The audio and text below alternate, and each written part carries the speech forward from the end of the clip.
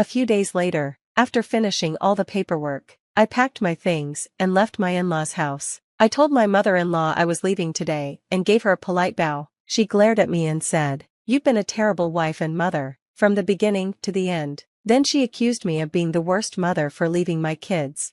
I couldn't believe how cruel she was. My kids, Josh and Amy, laughed when they heard what she said. My name is Maria, I'm 42 years old, and I'm a housewife. I live with my husband, Ken, and our 2 kids, Josh and Amy. Our kids are growing up well, and Ken works hard, so everything was peaceful. But things changed recently. My father-in-law passed away, and my mother-in-law moved in with us. Ken, being her only son, felt bad about her being alone, so he decided she would move in without asking me. I always thought he was too attached to his mom, but I didn't expect him to make such a big decision without talking to me. When I objected, he said, "Are you asking me to leave my mom with nowhere to go?" And I had no choice but to agree. After that, it felt like living in a nightmare. My mother-in-law had always disliked me, and now she found every chance to criticize me. "Maria, what's the seasoning for this?" "Oh, I'm sorry, I'll be more careful. I don't like greasy food." "Well, the kids are growing fast, and Ken likes fried food too. Then just make a separate meal for me. I don't want to eat unhealthy food and die early." "I'd love to, but it would cost more and be a hassle." "That's where you come in. Ken makes enough money, so you should be able to handle the finances. You're so spoiled." When I was young, I did all the housework by myself, no matter how hard it was. It's sad that my grandchildren have to live in a house run by such a lazy mother. I wanted to say, if you have so much to complain about, why don't you do it? But I held back because if I said anything, Ken would get really angry with me. At first, I tried to stand up to her, but she would always tell Ken, and then he would yell at me, saying, "How dare you talk to her like that when I'm the one supporting you?" I thought about getting a divorce, but as a stay-at-home mom, I couldn't take care of the kids on my own. They are everything to me, and I didn't want to lose them, so I decided to keep quiet and put up with it. Instead of just enduring it, I started planning for a divorce little by little. I applied for jobs at different companies while my mother-in-law watched me all day. Only one company offered me a part-time position. Thanks to my previous job as a bank clerk, I got a clerical job at a bank. It was my first office job in years, and I actually enjoyed it. Of course, it was stressful and came with a lot of responsibility, but it was much better than being stuck at home with my mother-in-law all the time. But my mother-in-law didn't like that I was working. "Why work when Ken makes enough money? Maybe she's out looking for men. What kind of person thinks like that? She's an idiot," she would say.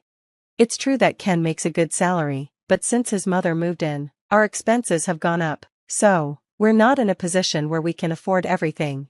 Still, my mother-in-law told me I should give her an allowance for my part-time job, to make sure I wasn't spending it on men.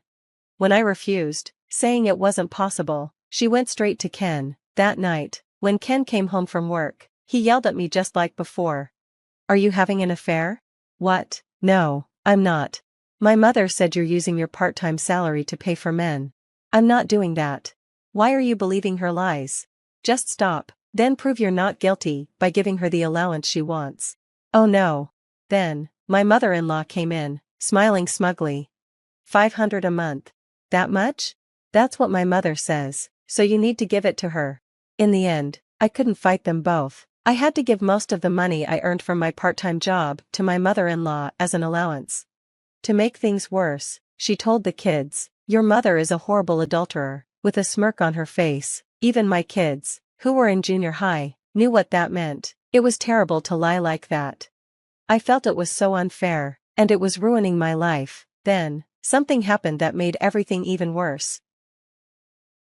I found out my husband was having an affair. All along, he had been accusing me of cheating, but it was him the whole time. This pushed me over the edge, and they say when you reach your breaking point, everything just comes pouring out. I didn't want to spend another second with these people, so I went straight to get the divorce papers. "I can't stay in this house after what you've done," I told my husband as I confronted him with the papers. He just laughed and said, "I don't want an old woman like you in my house." I knew he was planning to be with his lover after the divorce. He agreed to pay alimony and divide the property without hesitation. When the kids were asked where they wanted to stay, both of them said they wanted to stay in the house. My mother-in-law glared at me and said, I knew you liked your father more than this woman.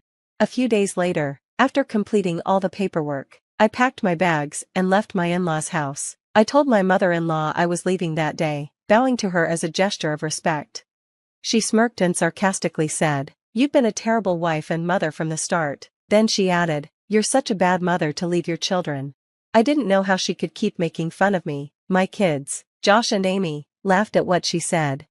"See, even the kids are laughing at you. What a pathetic mother." Well, actually, the kids chose to stay here, so I'm not abandoning them. Oh, I see, so you're the sad woman who got abandoned by her children. Say whatever you want, but remember, from now on, you're the one in charge of everything here. Don't worry about me, unlike you, I can handle everything. Alright then, I really must be going now. With that, I left my in-laws' house. I went back to my parents' house and threw myself into work. I asked my job to switch me to full-time and took the test to become a full-time employee. Thankfully, I got the position. Now I could take the kids with me, and I knew my mother-in-law would be worn out soon. Sure enough, about 3 months later, my mother-in-law called me. "Maria, help me out." "What's wrong?" "I need to take Josh to his soccer games and even help with training camps during the summer. Plus, I have to make his lunch for morning practice and wash his dirty uniforms every day. Amy also goes to cram school, so I have to drive her there and back every day, and I'm doing all the housework by myself. Ken says he's tired from work and doesn't help at all. If you're just going to complain, I'm hanging up." "Wait, I'm calling because I need your help." "Sorry, I'm already divorced, so this isn't my problem." "Please don't say that. I'm not going back, but I understand that you can't handle everything on your own. I can't trust you with my precious children." "I'll take them, that's what they want." "What? They want to stay here? They just want you to understand how hard I've been working." "What?"